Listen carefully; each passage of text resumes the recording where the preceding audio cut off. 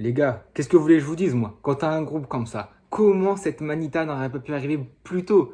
Alors, franchement, les gars, je suis très content de cette victoire. Victoire 5-0 contre Alaves. Victoire, un match abouti, un match tranquille avec une belle équipe d'Alaves en face, mais malheureusement, ils n'avaient pas le bagage. Ils essayaient de jouer en contre. Ils ont eu quelques occasions, très bien repoussées par Courtois. Très grosse occasion au début du match, hein, et la première minute. Et il faut une double, voire une triple parade de Courtois pour s'en sortir. Franchement, Courtois qui a été énorme. Mais ouais, Alaves, il y a quelques occasions, mais voilà.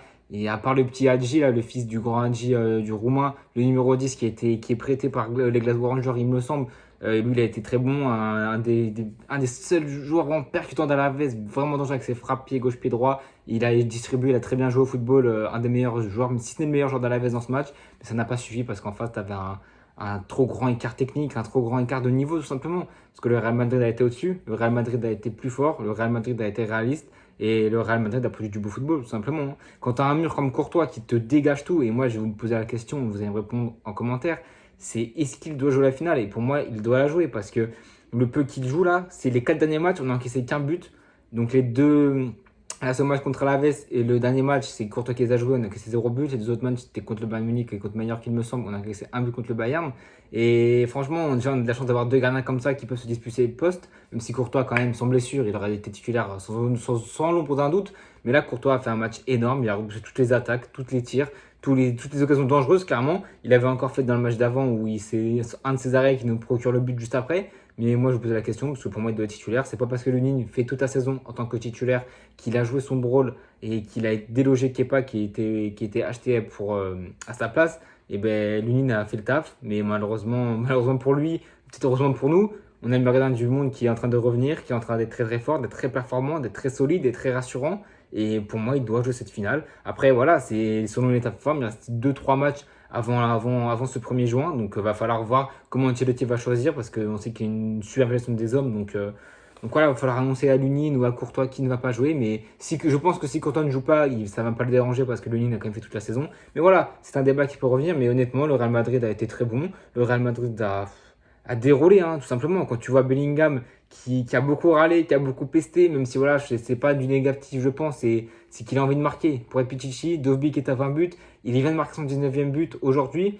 Un super but d'ailleurs, le premier but du match, franchement. C'est un super pas de Toni Kroos encore qui a fait un match exceptionnel dans la distribution, dans l'organisation du jeu. Il a été énorme aujourd'hui face au jeu. C'est Toni Kroos, c'est la télécommande, il t'envoie la balle où il veut. Bref, c'était n'importe quoi. Il t'envoie une passe splendide pour Bellingham et il veut pas tirer. Pour moi, il veut la remettre à Carvajal, première intention. Et malheureusement, et heureusement pour nous, et heureusement pour lui aussi, je pense, il est très content.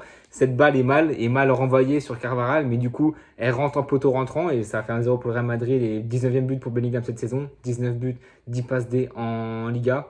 Stat impressionnante, franchement, adaptation éclair. Il va être top 3 ballons d'or, donc c'est pas pour rien. Mais ouais, Bellingham a fait un match en demi-teinte. J'ai pas trouvé non plus exceptionnel, mais tout ce qu'il a fait, il a bien fait, franchement. Tout le monde a fait un très bon match ce soir. Il n'y en a aucun, mais aucun qui est passé en dessous. Tout le monde a fait un match très très bon. Et franchement, Bellingham a été très bon aujourd'hui. Deux passes décisives aussi hein, sur Vinicius et la Valverde. Mais la passe pour Valverde, pour son but, j'en parlerai après. C'est une passe de construction, donc c'est pas vraiment une passe décisive. Mais bon, il a quand même été décisif. Mais Vinicius, pour moi, il a été MVP, mais il a été énorme encore. Il a mis un doublé ce soir. Les gars, qu'est-ce que vous voulez que je vous dise, moi? Vinicius, il va chercher le ballon d'or, hein. Qu'est-ce qui peut l'arrêter? Même si on peut à la finale du champion, même s'il va pas chercher la Copa, qu'est-ce que tu veux faire? Vinicius, c'est du régal pour les yeux, c'est du régal pour tout amoureux du football, en fait, parce que tu peux le critiquer, tu peux lui dire ce qu'il veut. Il a une finition qui était catastrophique ces dernières années, et là, il est en phase exponentielle. Il s'est entraîné d'arrache-pied, il a vraiment fait.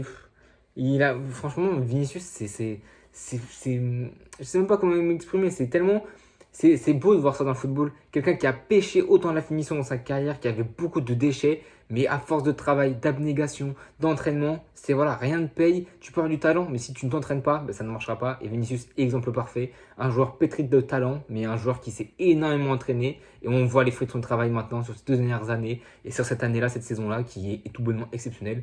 Des stats incroyables. Et encore, en Liga, il a été blessé un petit peu, donc il n'a pas beaucoup marqué. Et je crois qu'il doit être à 15 buts, il me semble. Ce qui est énorme quand même en Ligue des Champions et décisif. Et là, il vient inscrire un doublé, magnifique, un but incroyable, son premier but, mais il est incroyable pourquoi? Parce qu'il y a Monsieur Camavinga, les gars, vous savez, c'est mon joueur préféré du Real Madrid et c'est un de mes joueurs préférés tout court parce que c'est le genre de joueur qui qui me fait allumer la télé. Franchement, Kamavinga était énorme. Rien que la passe qu'on lui met là, elle est appuyée, mais il te fait un contrôle, elle colle au pied.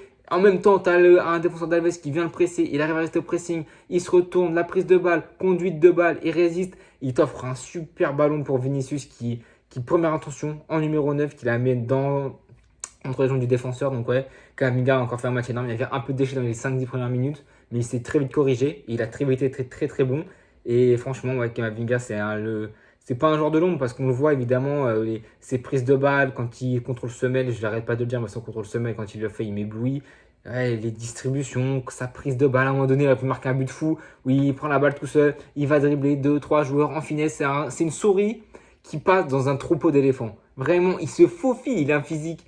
On voit qu'il est galbé, qu'il est très musclé, mais il est musclé, il est fit. Et il se faufile entre les joueurs. Mais franchement, si j'aurais marqué ce but, ça aurait été incroyable. Mais ouais, franchement, Kamavinga était énorme. Vinicius était énorme. Et Valverde a mis le but du 3-0. Et quand tu vois cette frappe, cette puissance, cette précision, on se demande pourquoi Federico Valverde, ce moteur de l'équipe, ce joueur de l'ombre, honnêtement, tu te demandes pourquoi Valverde ne tire pas. C'est le moteur de cette équipe, c'est le joueur de l'ombre, celui-là qui te fait les abattas sur le terrain, qui te fait les courses, qui quand t'es fatigué, bah non, lui il fait les courses et lui il fait tout. Et quand tu vois cette puissance de frappe, cette précision et le but qu'il te met, tu te demandes pourquoi il tire pas plus. Parce que franchement, il a des occasions. Dans des matchs, il a des occasions, des ouvertures, des brèches pour t'enclencher une frappe. Et il le fait pas. Et ça me frustre à chaque fois parce que même dans ce match, il a eu 2-3 occasions où il aurait pu déclencher une frappe, même soit au bord de la surface ou dans la zone de vérité. Il aurait pu l'enclencher, mais il le fait pas. Il préfère décaler. C'est très altruiste de sa part. Mais pour moi, avec une puissance de frappe et une précision telle, il faut tenter sa chance. Et il mettrait beaucoup de buts. Première saison au Real Madrid, la saison dernière, ou la saison encore d'avant, il me semble, il met, je crois, 10-15 buts. Une saison énorme, statistiquement parlant. Mais ouais, là, il met 2 buts en Liga. Mais il pourrait mettre tellement plus de buts. Mais ouais, Valverde qui a marqué le but de 3-0. Ensuite, ça a été Vinicius pour le 4-0. Le but, je ne me rappelle même pas du but. Hein. Honnêtement, c'est le but du 4-0. C'est quoi le but déjà? Je me refais le match de la scène. Mais je crois que je n'arriverai même pas à me rappeler de ce but de Valverde. Je lis mes notes. Mais ah si, voilà. Si. C'est les angles fermés. C'est à l'extérieur du pied. Incroyable. Tout ce qu'on a dit, la finition. Et là, la finesse technique, la finition pour en l'air. Bref, un but incroyable de Vinicius qui simplement passe d'être Bellingham dans la course à Vinicius. Et ouais, Vinicius qui t'enclenche un extérieur, qui t'enclenche une frappe au coup de pied. Bref, je sais même pas si l'extérieur au coup de pied, j'ai même pas revu l'action. Mais ouais, franchement, Vinicius, angle très fermé, qui vient mettre ce doublé. Et ensuite est venu l'entraîneur d'Arda Güler. Arda Güler qui est rentré, qui en 200 minutes vient d'inscrire le 5e but de ce match, la Manita. Et je suis très content pour lui, je vais le suivre avec la Turquie. Mais franchement, ouais, Arda Güler est très très intéressant. T'as eu l'entrée aussi de Mario Martin. Nico Paz, où est passé Nico Paz, les gars? Moi, je vous pose la question. Où est passé monsieur Nico Paz? Il nous a sauvés contre le Napoli. Je sais pas. Honnêtement, je sais pas où est-ce qu'il est passé. Il est passé sous les radars. Parce que là, t'as Mario Martin qui est bon, certes, mais t'as César Palacios aussi qui aurait pu jouer, même s'il est pas dans la liste. T'aurais Nico Paz, etc. Donc, je sais pas pourquoi, mais les jeunes commencent à rentrer, c'est bien, ça fait du temps de jeu, etc. La composition qu'on a eue, je vais vous la mettre là, ça devrait être la même contre Dortmund. À 2-3 détails près, Rudiger, pour moi, doit être à la place de Nacho. Évidemment, il a fait tourner. Mais la compo devrait être ensemble à ça. Charnière, Nacho, Rudiger, pour moi. Même si Militao est là et de retour, je pense qu'il reste quand même un bon mois, 2-3 bonnes semaines pour se remettre en jambes. Mais je pense que ça va être un petit peu court au niveau des rythmes, au niveau physique. Je pense que Rudiger, Nacho en charnière, ça marchera très bien. Et au goal, pour moi, ça sera Courtois, mais ça me fait mal au cœur pour Lunin parce que ça doit que c'est un bon gars qui s'est acharné, qui s'est entraîné, mais malheureusement, quand tu as un gardien comme Courtois qui revient à un tel niveau, tu ne peux pas t'en passer. Et pour moi, Courtois doit jouer cette finale. Mais en tout cas, les gars, c'était un match où voilà, 36e journée contre Alaves. 30e match, 30e journée qu'on n'a pas perdu, c'est un record en Liga. Première défaite et la seule défaite en Liga, ça a été contre Atlético Madrid chez eux à la 6e journée. Mais ouais, franchement, ça a été un match superbe, un match avec des artistes sur le terrain, des très bons joueurs. Et franchement, les gars, que demander de plus? Quand tu vois cette génération dorée qui arrive avec des joueurs, je ne vais pas les citer parce qu'on les connaît déjà, Bellingham, Vinicius, je vais quand même les citer, mais on les connaît déjà tous en fait. Mais c'est une génération qui est jeune, avec de l'expérience autour, les Kroos, Modric. Dommage que Modric n'ait pas joué ce match d'ailleurs, mais voilà, entouré d'expérience et de vieillesse en fait. Les Carvajal, les Nacho, les mecs, ils ont tout connu dans ce club et ils ouvrent la voie et ils entourent les jeunes d'une manière où c'est grâce à ça que les jeunes sont aussi performants et sont aussi bons. Et pour moi, les gars, la génération qui arrive là, les 5, 7, 6, 10 prochaines années, elle s'annonce flamboyante. Hein. Honnêtement, je vois pas comment ça peut être repassé. Hein. Même avec l'arrivée de Mbappé, Je vois pas comment ça peut trépasser, je vois pas comment on peut s'écrouler, on peut chuter. Honnêtement, la Liga, je pense pas qu'elle va faire comme la Ligue 1 où on va survoler la Ligue. Je ne pense pas quand même si le Barça est en déclin, etc. Notamment grâce à des mauvaises gestions financières et sportives exécrables. Mais bon, on commence à t'habituer au niveau barcelonais ces temps-ci. Mais honnêtement, ouais, tu peux basculer dans une ère où le Real Madrid domine totalement le championnat et ne laisse que des miettes aux concurrents. Parce que quand tu vois qu'une seule défaite cette saison, 6 nuls il me semble, ouais, c'est une domination totale. 93 points, on va chercher peut-être les 99. Mais en tout cas, les gars, ça a été un match abouti, un très bon match et une victoire amplement méritée. Première manita de la saison. Et franchement, bravo à tout le monde parce que c'était une victoire incroyable et un match incroyable.